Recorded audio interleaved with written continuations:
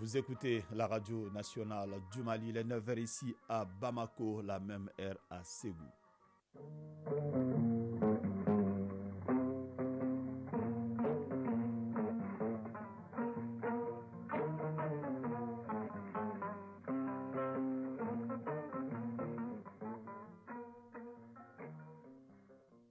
Le journal Fousseni Tunkara.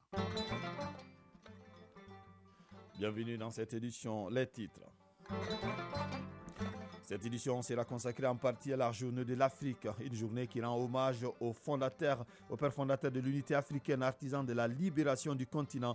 Vous entendrez le ministre en charge de l'intégration africaine dans son message Alhamdou Aguilien, met l'accent sur les enjeux de la journée et les grands défis liés au développement du continent. À suivre également un dossier, un grand format sur de la rédaction qui vous propose un dossier sur la Tour d'Afrique, un patrimoine culturel qui matérialise une Afrique unis à travers des idéogrammes Bamanan.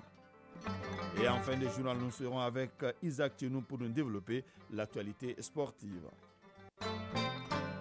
Je vous disais tout à l'heure, le Mali, à l'instar des autres pays du monde, célèbre aujourd'hui, jeudi 25 mai, la journée de l'Afrique. Cette journée est placée sous le thème « La ZLECAf, défis, enjeux et perspectives dans le contexte de la refondation pour une intégration réussie au Mali ». Elle sera marquée par plusieurs activités. À l'entame tout à l'heure, le chef du gouvernement se rendra à la Tour d'Afrique. Je le disais également, un patrimoine culturel qui matérialise une Afrique unie. Il rendra certainement hommage au père fondateur de l'unité africaine. Donc, à cette occasion de la journée de l'Afrique, le ministre des Maliens établi à l'extérieur et de l'intégration africaine a fait une déclaration dans laquelle il met l'accent sur les enjeux de la journée et les grands défis liés au développement du continent. Pour plus de précisions, écoutons Alhamdou Ag Ilien, ministre des Maliens établi à l'extérieur de l'intégration africaine. Il est au micro de Sorona Kamissougou.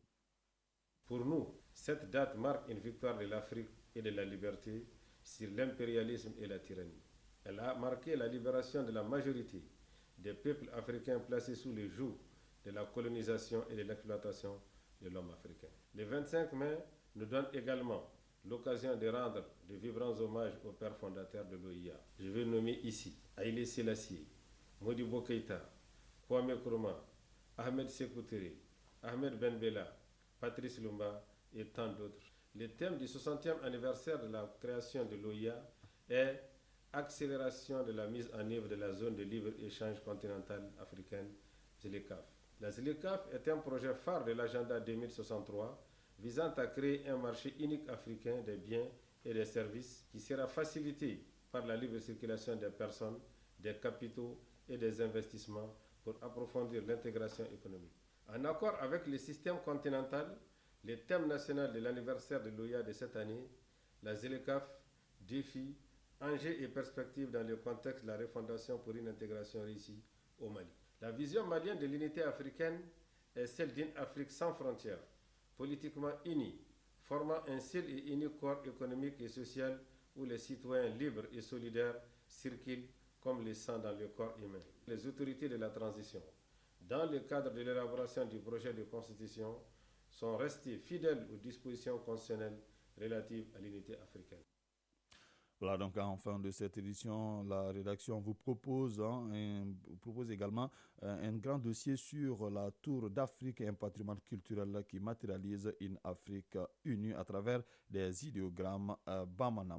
En attendant, l'amicale des anciens du CST de Dakar et la Fédération des veuves des militaires tombés au front sont les deux organisations reçues par le Premier ministre Dr Choguel Kokalamaïga. La première est venue annoncer sa participation à la cérémonie de graduation de la 50e promotion de cette école dont ils sont issus. Quant à la seconde, elle a exprimé son ambition de sensibiliser leurs sœurs de la Guinée et du Burkina Faso en vue de soutenir les transitions dans leurs pays respectifs. Le compte-rendu de ces deux audiences avec Aloussene Touré.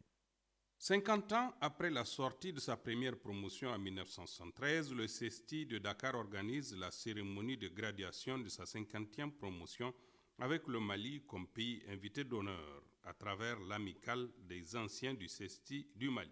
Le président de l'amicale, accompagné de plusieurs de ses camarades, a annoncé au Premier ministre la participation du Mali à cette cérémonie. Alassane Suleiman, président de l'Amicale des anciens du CESTI. C'est une invitation que nous prenons avec les deux mains parce que nous savons tous les difficultés que notre pays rencontre, notamment à l'international où les choses ne sont pas faciles. Et nous pensons que c'est un grand honneur qu'un pays voisin comme le Sénégal, où la plupart d'entre nous avons été formés, accepte de nous faire cet honneur-là et de désigner notre pays et invité d'honneur. Et à travers notre pays, nous voyons aussi notre association. Le chef du gouvernement a chaudement félicité les membres de l'amicale avant de les exhorter à faire preuve d'une participation exemplaire en faisant honneur à notre pays. Dr Shogel Kokala Maïga, Premier ministre. Vous allez représenter non seulement votre promotion, la 50e, mais vous allez représenter le Mali. Vous allez être en quelque sorte les ambassadeurs du Mali là-bas. Et ceux qui vous ont fait l'honneur de vous désigner aussi vont vous regarder plus attentivement. Parce qu'aujourd'hui, tout ce qui concerne le Mali est particulier, singulier. Tout. On va vous regarder avec l'œil des bons journalistes, mais on va vous regarder avec les yeux aussi des gens venus du Mali. Qu'est-ce qui nous a amenés? Qu'est-ce qui se dit chez eux? Pourquoi il y a ça? Qu'est-ce que... Mais je suis convaincu que vous serez à la hauteur et vous allez défendre nos couleurs comme une équipe de football, une équipe de sport, et on sera très honoré que souvent l'intellect n'est pas trop valorisé, très bien valorisé dans nos pays. Et le journalisme, plus que beaucoup d'autres fonctions, par les temps qui courent, est comme des hommes en mission. C'est écrire au Mali, c'est vraiment la preuve d'un engagement. Quant aux femmes membres de la Fédération des veuves des militaires tombés au front, elles ont annoncé leur désir de soutenir les transitions dans nos trois pays. Doukouré Fatoumata Diaby, membre de la Fédération des veuves des militaires. Nous sommes une fédération des femmes veuves et militaires et paramilitaires du Mali. Donc l'objectif c'était de s'entretenir avec les premiers ministres par rapport à notre but. C'est que nous on est en train de faire dans les trois pays, le Mali, le Burkina et la Guinée. Le chef du gouvernement les a encouragés à faire bloc derrière les autorités de nos trois pays, le Mali, la Guinée et le Burkina. Il a également demandé à ses hôtes du jour de s'investir dans la sensibilisation pour une forte participation des femmes au référendum constitutionnel. La journée de l'Afrique, on en parle encore avec ce sujet de la rédaction dédiée à un symbole dédié au continent. Il s'agit d'un monument dénommé Tour de l'Afrique, un patrimoine culturel qui matérialise une Afrique unie à travers des idéogrammes Bamana. Sur le sujet, notre reporter Alpha Maïga a rencontré l'architecte, la directrice de la Tour d'Afrique et le directeur national du patrimoine culturel et s'est appuyé sur le poème Afrique, mon Afrique du Sénégalais David Diop. Suivons. Africa.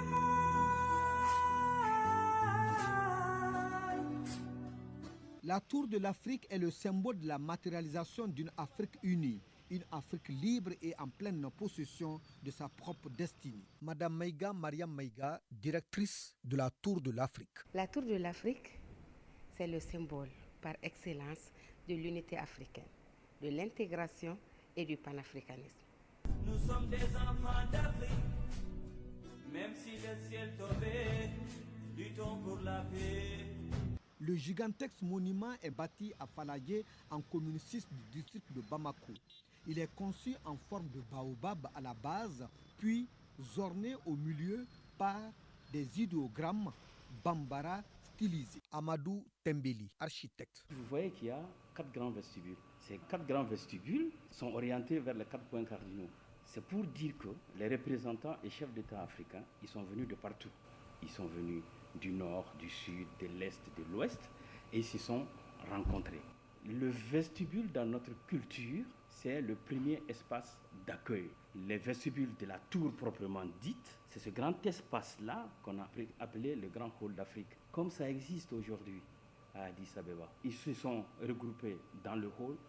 Le baobab, c'est l'arbre à palabres, comme on dit. Il s'agit de la concertation entre les peuples, l'entraide et l'entente. La Tour de l'Afrique est un ouvrage de 46 mètres de hauteur. Elle est localisée côté est du boulevard de l'Union africaine où elle sert d'épicentre au grand rond-point de Faladji. Avec des couleurs toutes naturelles. Vous voyez, il y a 2 colliers. Les 2 colliers accompagne le monument dans la compilation des éléments pour signifier un grand jour. Vous voyez, en Afrique, quand les femmes mettent les colliers, c'est pour annoncer un grand jour de fête, pour dire que le 25 mai, tel qu'on le commémore, est un grand jour. Afrique, mon Afrique.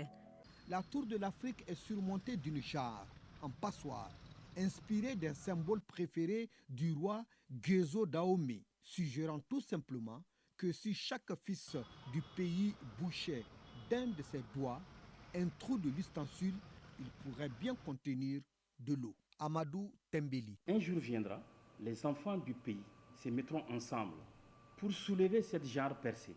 Ça veut dire qu'ils ont les mêmes objectifs.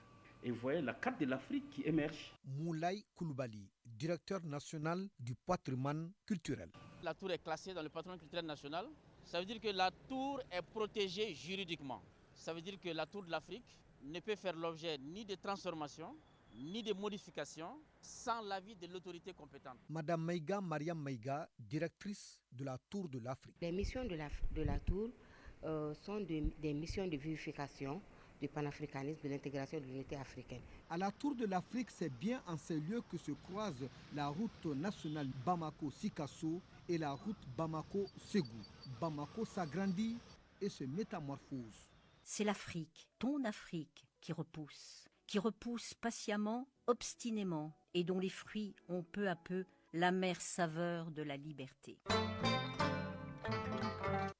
Vers passé de 11 minutes, le consortium Yaktu et l'association malienne pour la survie au Sahel viennent de lancer officiellement le projet de renforcement de la cohésion sociale dans les communautés maliennes avec des actions culturelles et sportives. Un projet cofinancé par l'Union européenne et Diakonia à plus de 300 millions de francs CFA. C'est à Tombouctou, Najim Baba Sissé.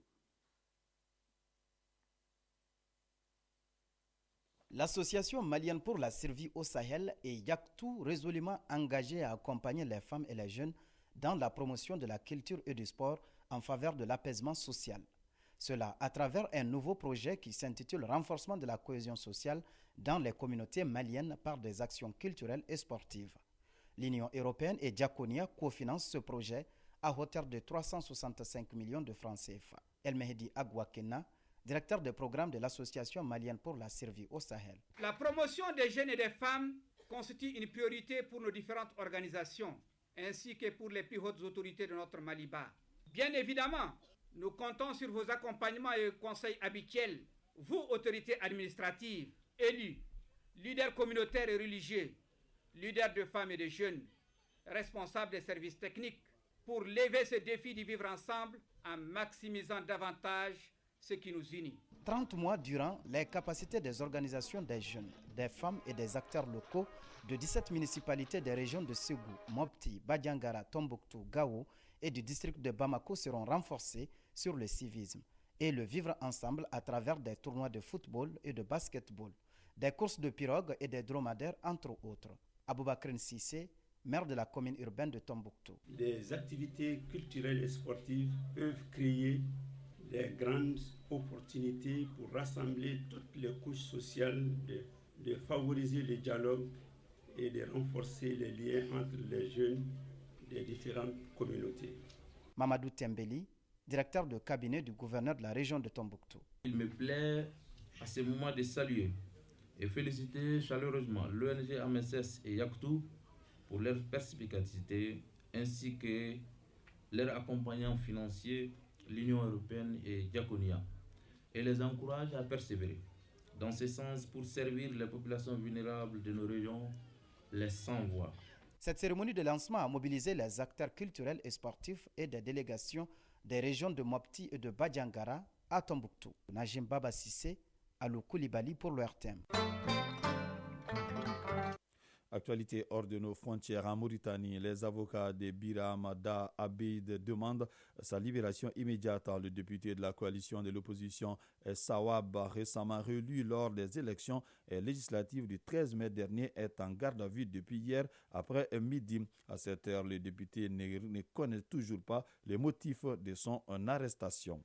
Au Tchad, nouvelle grâce présidentielle pour les 11 personnes, 10 officiers et un civil accusés d'avoir voulu fomenter un coup d'État qui a été déjoué en décembre dernier selon les autorités tchadiennes.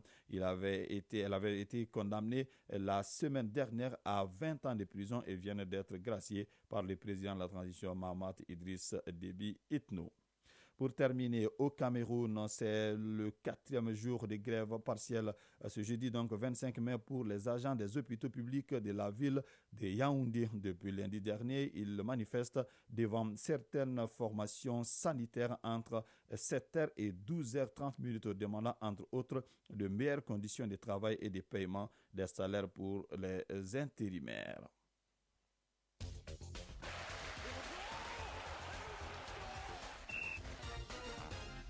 À présent, la page sport. Basketball, le stade malien de Bamako ne jouera pas la finale de la Basketball Africa League. Hier, en demi-finale, les Blancs de Bamako ont été battus par Al-Hadi d'Égypte 78-73. Football chez les dames, les finalistes de la Coupe du Mali sont connus. Il s'agit des Amazones de la commune 5 du district de Bamako et de l'AS Mandé. Pour ce qui est du championnat national de Ligue 1, la 19e journée a pris fin hier. Le résumé de l'actualité sportive avec Isaac Tchenou. Le championnat national de Ligue 1 a bouclé hier sa 19e journée. À Koulikoro au Sardiarach, le Salman de Bako a battu Yéla Olympique par 1-0. Le Djoliba a constaté nul 0-0 avec l'Isfas à Bougouni. Toujours à Bougouni, Black Star de Barabougou et Bien FC ont fait match nul, un but partout. À Bargouni, l'AS Real est allé battre l'AS Bakaria par 1-0. Et ici à Bamako, sur le terrain de l'AS Real, les 11 créateurs et l'USC qui ont fait match nul 0-0. En ouverture, mardi, RCPA et l'US Bougouni ont fait match nul 3 buts partout. Parité 1-1 entre l'AS Korofinan et le COB. Afrique Football Elite a dominé l'AS Police par 3-1. Eh bien, la 20e journée se jouera samedi et dimanche. En football féminin, on connaît désormais les finalistes de la Coupe du Mali. Il s'agit de l'AS Mandé et de Amazon de la commune 5. En demi-finale jouée, Amazon de la commune 5 a sorti l'AS Police par 1-0 et l'AS Mandé a surclassé l'Esperdion 3-1. L'AS Mandé est bien parti pour réaliser le doublé Coupe Championnat, des titres de champion étant déjà en poche. En compétition africaine de club, les Young Africans de Tanzanie affronteront les Algériens de l'USM d'Alger en finale allée de la Coupe de la Confédération africaine de football dimanche 28 mai au stade national de Dar es Salaam en Tanzanie. Eh bien, le coup d'envoi est prévu pour 15h GMT, soit 16h heure locale. Le match retour aura lieu le samedi 23 juin 2023 à 16h, soit à 17h heure locale, au stade du 5 juillet de 1962 à Alger. Coupe du monde des moins de 20 ans à présent, on joue la deuxième journée. En ce qui concerne les représentants africains, hier le Nigeria a battu l'Italie par 2-0. Le Sénégal et l'Israël ont fait match nul un but partout. Demain, la Gambie affrontera la France et la Tunisie en découdra avec l'Irak. On termine par le basketball. Basketball African League, le Salman de Bamako a été battu en demi-finale par El Ahly d'Égypte. Les Blancs de Bamako ont été battus 78-75. Dans l'autre demi-finale jouée un peu plus tôt, l'AS Douane du Sénégal a battu Petro de Luanda 92-86. L'AS Douane et El Ahly joueront la finale de ces playoffs. Le Salman de Bamako et Petro de Luanda joueront pour la 3e place vendredi. La finale se jouera le lendemain samedi, entre l'AS Douane et El Ahly d'Égypte. 9h passées de 18 minutes, c'est donc la fin de cette édition qui vous a été présentée par Fousseline Tounkara. Abse Traoré a assuré la connexion technique. Prenez bien soin de vous, que le bon Dieu nous protège.